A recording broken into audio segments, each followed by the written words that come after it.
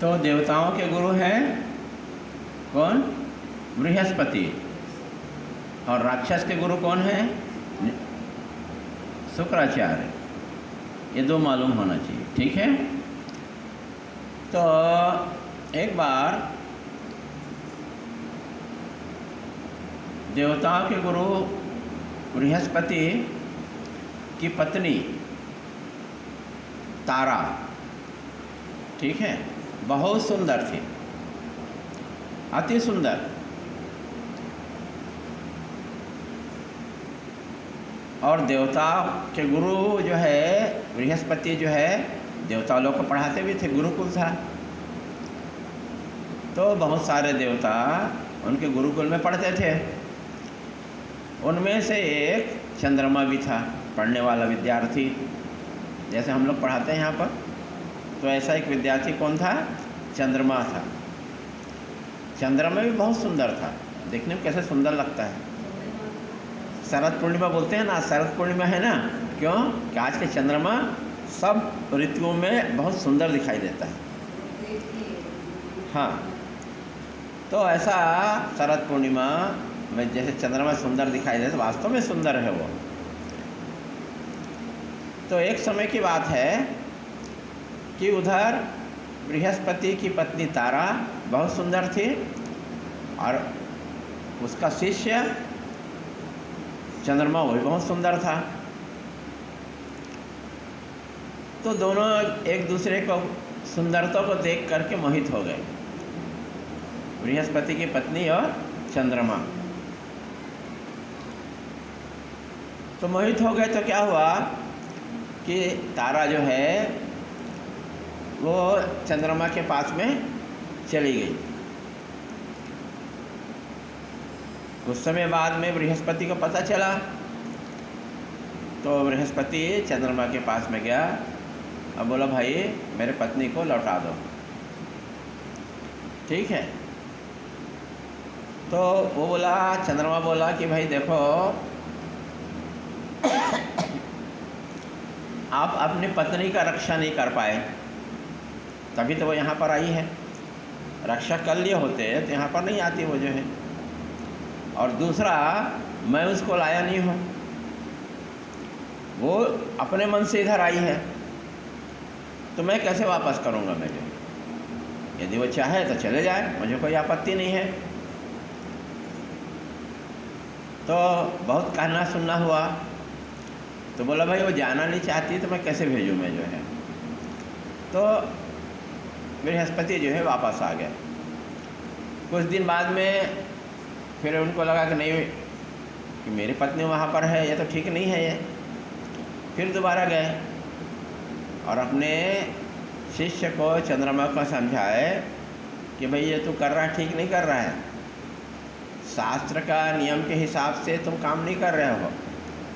शास्त्र बोलता है माता है, बहन है और गुरु की पत्नी है, इसके साथ में शारीरिक संबंध नहीं किया जाता है, और तुम उल्टा काम कर रहे हो। तो तुम मेरे पत्नी को वापस कर दो, नहीं तो मैं तुमको श्राप दे दूंगा।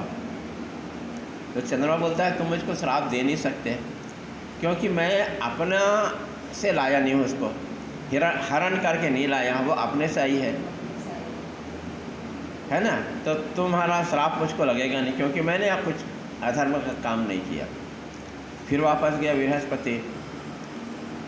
अब क्या हुआ कि देवताओं का गुरु है, तो एक बार इंद्र जो है, इंद्र कौन है? देवताओं का राजा। इंद्र कौन है? देवताओं का राजा। तो इंद्र ने अपने गुरु को उदास देखा, तो उसने पूछा कि गुरु जी क्या बात है, आप उदास हो, आप जो है। तो बोला कि मेरी पत्नी को मेरा चेला जो है ले गया है। तो फिर बोले चलो हम लोग समझाते हैं। इंद्र भी गया साथ में, तो भी चंद्रमा जो है उसको बात को नहीं माना, उसकी पत्नी को लौटाया नहीं।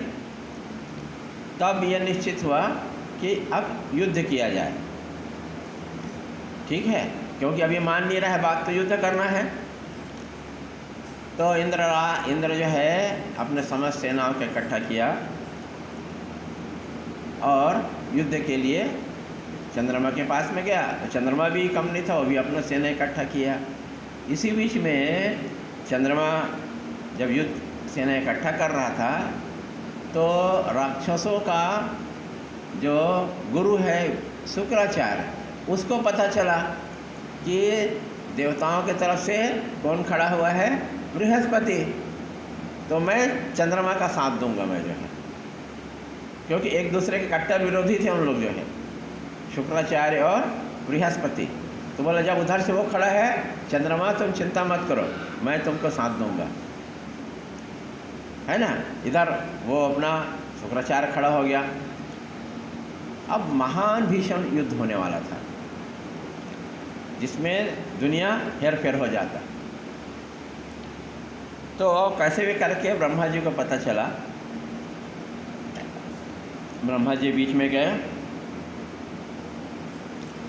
और जा कर के समझाए कि भाई चंद्र देखो, तुम्हारे कारण से पूरा विश्व जो है नाश होने वाला है, तो ये तुम ठीक नहीं कर रहे हो, ऐसा करके।